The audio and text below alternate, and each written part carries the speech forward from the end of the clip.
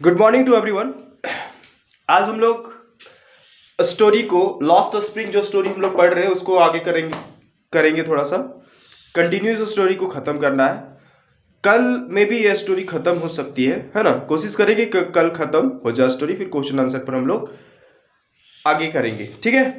तो हम लोग पिछले वीडियो में पढ़े थे स्टूडेंट्स की जिस तरह से साहेब जो है किसी भी गार्बेज में किसी चीज को ढूंढता फिरता है दिन भर, वैसे ही एनिस जंग हम लोगों को बताती हैं कि अगर किसी भी गार्बेज में किसी भी कूड़े के ढेर में हम लोगों को भी चांदी का सिक्का या सोना का सिक्का जस्ट लाइक वैल्यूएबल थिंग्स मिल जाए जो कि कीमती सामान हो, वैसी कोई भी सामान अगर मिल जाती है तो हम लोग भी उस जगह को खोजना जारी रखेंगे, यानी खोजना बंद नहीं करेंगे।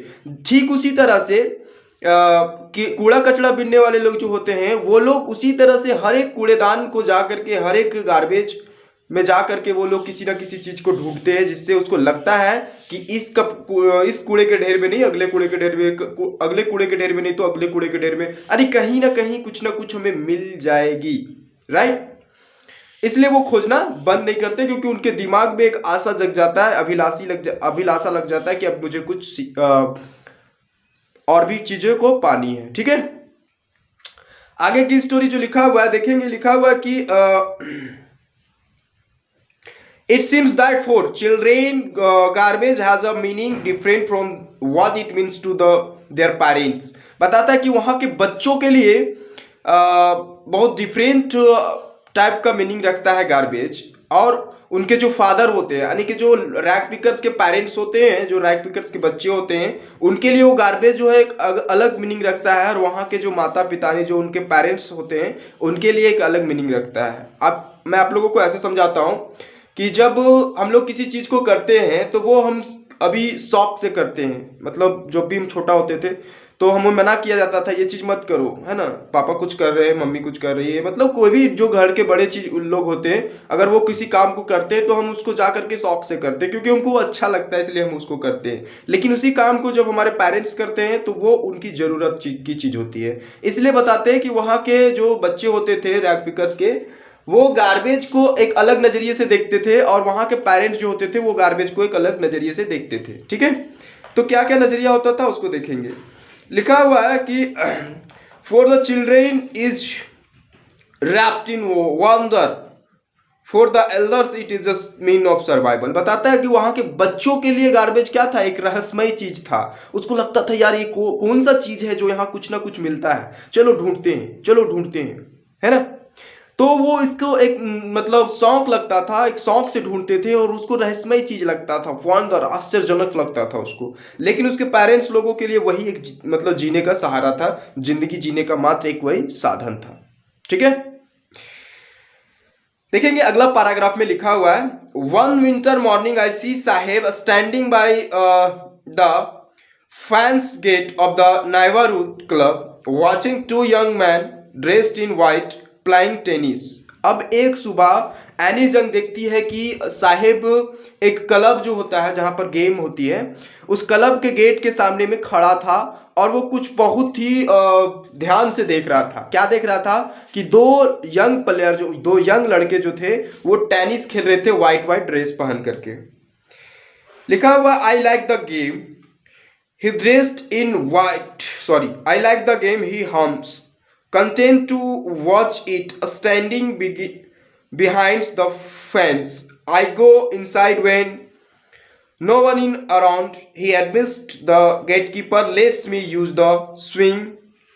Saheb too is wearing tennis shoes that look strange over his discolored shirt and short. बताता है कि साहेब उस गेट के पास खड़ा होकर के उस टेनिस खेलने वाले लड़कों को ध्यान से देखता है और वो अपने आप में बोलता है आई लाइक द गेम, मुझे ये गेम पसंद है, मैं इसे खेलना चाहता हूं। लेकिन वहां पर जब पहुंचती है एनिस जंग तो क्या देखती है कि वो साहेब आज जूता पहना हुआ था। क्या पहना हुआ था? जूता पहना हुआ था, और वो जूता उसके ड्रेस से मैच नहीं करता है। कोई भी इंसान अगर ड्रेस पहनता है, कोई भी कपड़ा हो, ड्रेस मतलब कॉलेज स्कूल का यूनिफॉर्म नहीं, कोई भी कपड़ा हो, jeans T shirt pant shoes, तो मैचिंग होना चाहिए। तो वो क्या था कि उसको एक अजीबो गरीब कलर का लगता था। नहीं, वही बता रहा है कि उसका जो शूज पहना हुआ था वो स्ट्रेंज लग रहा था, अजीबो अजीब लग रहा था, है ना। उसका जो शर्ट था और शॉर्ट था उससे वो मैच नहीं कर रहा था, यानी कि डिस्कलर हो गया था उसका शर्ट, उसका कलर, जो शूज का जो कलर था वो डिस्कलर हो गया था, यानी कि धुंध, मतलब क्या बोल सकते हैं, डिस्कलर, जो पुराना टाइप का कलर हो जाता है उस टाइप का हो गया था। इसलिए वो उससे मैच नहीं कर रहा था, जो अजीबो सा देखने में लग रहा था। क्या चीज? जो चीज आज वो पहना था, शूज। पहले शूज नहीं पहनता था, आज वो शूज पहना था। जाकर के एनी जंग देखती है तो वो शूज उसके शर्ट और शॉर्ट से, निक्कर और जो टी शर्ट पहना हुआ था उससे मैच नहीं करता था, है ना, क्योंकि वो बहुत ज़्यादा डिस्कलर हो चुका था। और बताता है कि वो जब गेट के सामने जाता है तो वहाँ का जो गेट कीपर है उसको कभी कभी झूला उला झूलने का अलाउ दे देता है, क्योंकि वो थोड़ा सा उससे हम्बल तरीका से रिक्वेस्ट करता है और वहाँ जा करके वो झूला वगैरह झूल सकता है, वो यूज कर सकता है। वहाँ के गेट कीपर उसे यूज करने के लिए देते हैं। देखो लिखा हुआ है,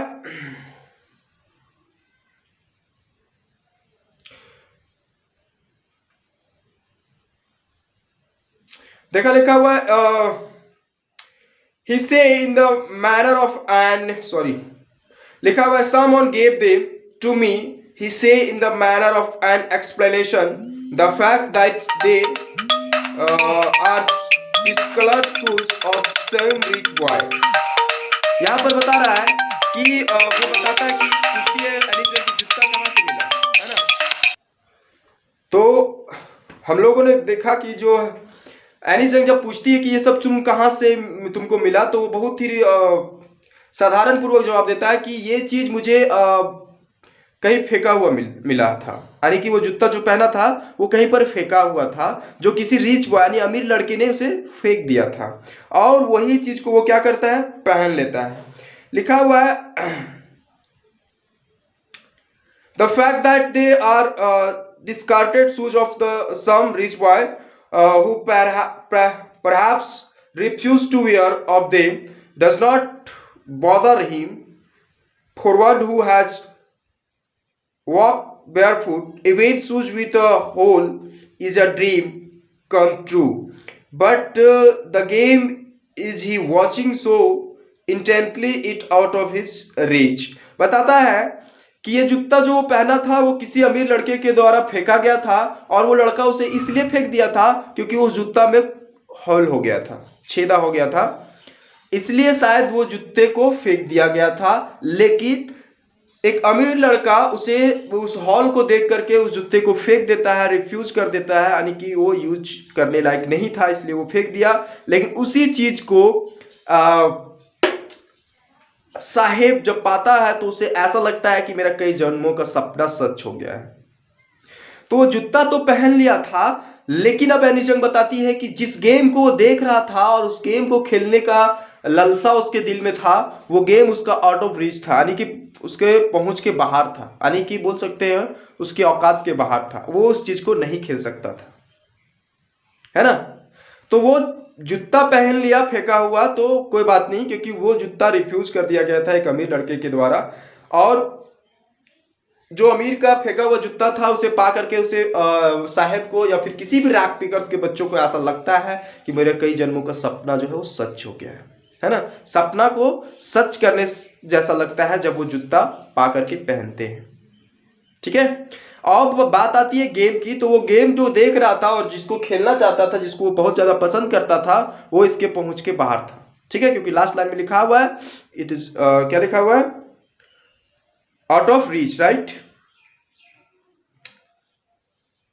फिर देखो लिखा हुआ है आगे, this morning Saheb is on his way to the walk, sorry लिखा हुआ this morning Saheb is on his way to the milk booth, in his hand is a steel canister, I now work in a tea stall down the distance. I am paid 800 rupees and all my meals। बताता है कि एक सुबह यहाँ तक तो बात ठीक थी, अब अगली सुबह जो है निशंक देखती है कि साहेब जो है उधर रोड में चला आ रहा है, उसके हाथ में एक स्टील का केन है ना, और वो अब एक बूथ मिल्क यानी दूध की दुकान में काम करने लगा है, जिसके लिए उसे 800 रुपये मिलते हैं और भरपेट खाना मिलती है ना। देखो लिखा हुआ है, I does this like the job, I ask he face I see has lost the carefree look. The steel canister seems heavier than the plastic bag he would carry so lightly over his shoulders. The bag was his. The canister belongs to the man who owns the tea shop. Sahib is no longer his own master. बताता है कि जब वो केन steel का केन लेकर के आ रहा था तो ये जाती है और इसको पता चल जाता है कि अब ये जो है किसी मिल्क बूथ में काम करने लगा है, और उस पूछती है कि तुम कहाँ काम करते हो, तो बताता है कि मैं वो सामने रोड के नीचे एक दुकान है दूध का, उस दुकान में मैं काम करता हूँ। साहब बताता है और उस काम के लिए मुझे 800 रुपये मिलते हैं प्रति महीना और भरपेट खाना भी मिलती है ना। तो एनिस जंग पूछती है उनसे कि क्या आपको ये जॉब पसंद है, डज लाइक दिस जॉब, क्या आपको ये जॉब पसंद है। तो बताती है पूछा हुआ है कि does he like the job, कि आपको क्या यह वह जॉब पसंद है। तो बताती है कि मैं जब ये क्वेश्चन उसको पूछती हूँ, एनी जंग बताती है ये क्वेश्चन जब मैं उसको पूछती हूँ तो उसका चेहरा जो है अजीबोगरीब फीलिंग में नजर आ रहा था, उसके चेहरे से खुशी गायब हो चुकी थी। और वो बताता है कि नहीं, मुझे ये जॉब करने में बिल्कुल भी इंटरेस्ट नहीं है। क्यों नहीं है? क्योंकि मैं अब अपना मालिक खुद नहीं रहा हूँ। वो ये भी बताता है कि ये जो केन आप देख रहे हैं मैं ले आ रहा हूँ, ये मुझे बहुत ज़्यादा भारी लगता है। वो प्लास्टिक का बैग जो बोरा होता था, भरा सा बोरा, जिसको वो पीठ पर लेकर के अपने कंधों पर लेकर के आराम से चलता था, उससे कई गुना ज्यादा भारी उसको वो केन लगने लगा है। क्यों? क्योंकि वो जो बैग था वो उसका अपना था और ये जो केन है वो उस मालिक का है जो उस टी शॉप का मालिक है ना। इसलिए लोग कहते हैं कि एक बहुत बड़ा नौकर बनने से अच्छा है कि छोटा सा मालिक बन जाओ, है ना। तो उसको इसलिए अच्छा नहीं लग रहा था क्योंकि वो अपना मालिक अब नहीं रह रहा था, वो किसी के अंदर काम कर रहा था, ठीक है। तो इसलिए वो बताता है कि मुझे ये सब चीज करने में अब अच्छा नहीं लगता है। अब ये जो कहानी थी किसकी थी? साहेब की। अब हम लोग बात करेंगे मुकेश का, ठीक है। मुकेश का बात करेंगे और वो कहानी जो होगी बहुत ही इंटरेस्टिंग कहानी है। वो भी एक गरीब बच्चे का है।